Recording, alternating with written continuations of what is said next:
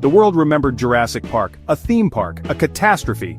Dinosaurs walked the Earth again, then were supposedly contained. Jurassic Park 3, released in 2001, revisited this dangerous new reality. It focused on Isla Sorna, Site B. This was InGen's dinosaur factory, a place even more untamed than Isla Nublar. Nature had truly taken over here. The film brought back a familiar face, a man who knew the terror firsthand. He had sworn never to return to any island with dinosaurs. Fate, however, had other plans for him. Dr. Alan Grant was a paleontologist. He studied fossils. He understood dinosaurs from their bones. He had survived the horrors of the first park. Now, he was focused on his research. He was particularly interested in velociraptor intelligence. He believed they possessed sophisticated communication skills. Funding for such research was scarce. Grant struggled to keep his digs operational. He lectured, he sought grants, but it was never enough. He wanted to uncover the secrets of these ancient creatures. He did not want to face them alive again. His past experiences haunted him still. Then came Paul and Amanda Kirby. They appeared to be a wealthy couple.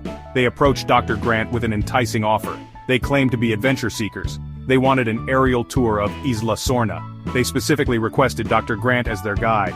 They knew of his reputation. They knew he had been there, albeit briefly and under duress during the San Diego incident's prelude. Their story seemed innocent enough on the surface. A thrill-seeking couple wanting an expert. But there was an undercurrent Grant couldn't quite place. The Kirbys offered a substantial sum of money, enough to fund Grant's research for a long time. They assured him it was just a flyover, no landing, no direct contact with the island's inhabitants. Grant was hesitant, deeply hesitant. The name Isla Sorna sent shivers down his spine, yet the lure of securing his research was strong. His assistant, Billy Brennan, was also enthusiastic about the potential funding. Against his better judgment, Grant agreed. He laid down strict conditions. They would fly over, they would not land. The Kirbys readily agreed to his terms, too readily perhaps. The journey to Isla Sorna began. Dr. Grant traveled with the Kirbys. His protege Billy Brennan also joined. 3 mercenaries, Cooper, Nash and Udesky, were hired by the Kirbys for protection. The small plane cut through the sky. It headed towards the infamous island chain. Grant felt a familiar sense of dread growing. The closer they got, the more uneasy he became. He remembered the screams, he remembered the fear. He tried to push these memories away. He focused on the supposed simplicity of the mission. A quick flight, then back to safety. Once they were over Isla Sorna, the Kirbys' true agenda surfaced. Amanda Kirby suddenly started shouting for someone named Eric. Paul Kirby confessed their deception. Their son Eric was lost on the island. He had been parasailing with Amanda's then-boyfriend 8 weeks prior. An accident had left him stranded. The Kirbys were not wealthy adventurers. They were desperate parents. They had used their remaining funds to orchestrate this illegal rescue mission. They had tricked Dr. Grant.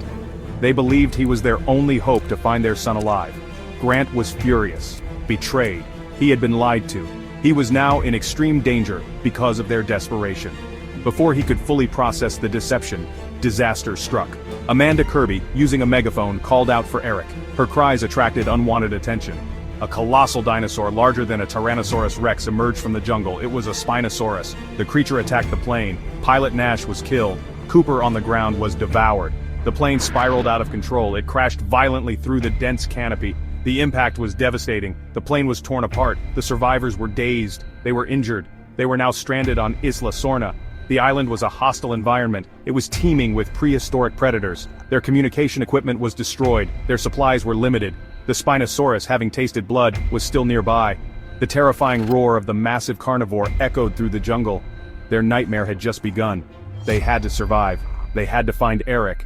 They had to escape. It seemed an impossible task. The survivors were in shock. They had narrowly escaped the plane wreckage. The Spinosaurus attack was brutal. They quickly realized the island was far more dangerous than they imagined. Dr. Grant took charge, drawing on his past experiences. Their immediate goal was to find Eric. Paul and Amanda Kirby were consumed with worry. They clung to the hope that their son was still alive.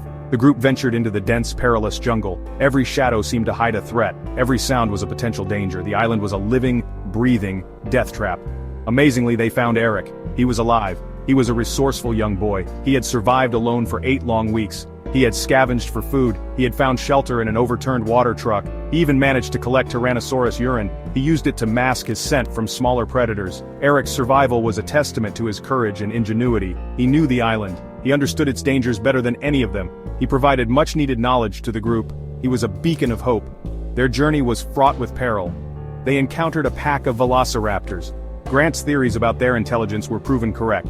These raptors were smart, they were organized, they were hunting. Billy Brennan, in a moment of poor judgment, stole some raptor eggs. He hoped to sell them to fund their research. This act put the entire group in even greater danger. The raptors began to stalk them relentlessly. They were not just hunting for food, they wanted their eggs back. The group also faced a terrifying encounter with pteranodons in a giant aviary. The Spinosaurus remained a constant threat. It seemed to be deliberately hunting them. It was an apex predator unlike any Grant had encountered before.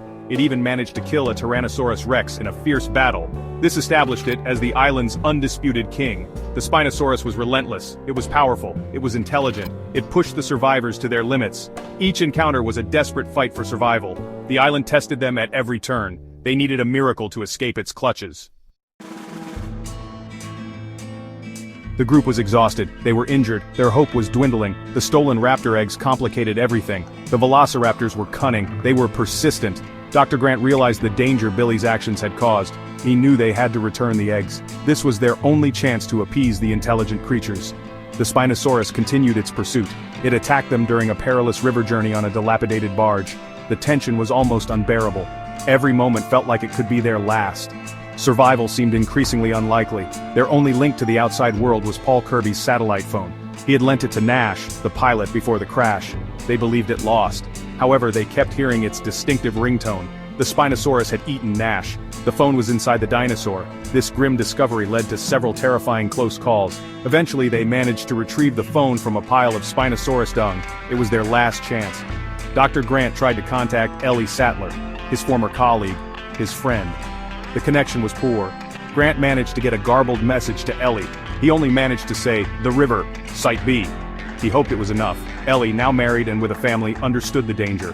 She used her husband's contacts at the State Department. She mobilized a rescue mission. Meanwhile on the island, the group faced the raptors. Grant used a replica raptor resonating chamber. Billy had created it.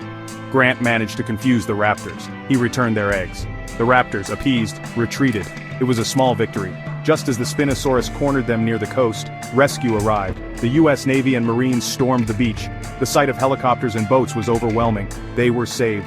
Billy, who had been severely injured by pteranodons and presumed lost, was also found alive. They were airlifted from Isla Sorna. As they flew away, they saw pteranodons flying free, a symbol of the island's untamed nature. Dr. Grant knew one thing for sure. No amount of money would ever tempt him back to these islands again. The dinosaurs were best left to their own world.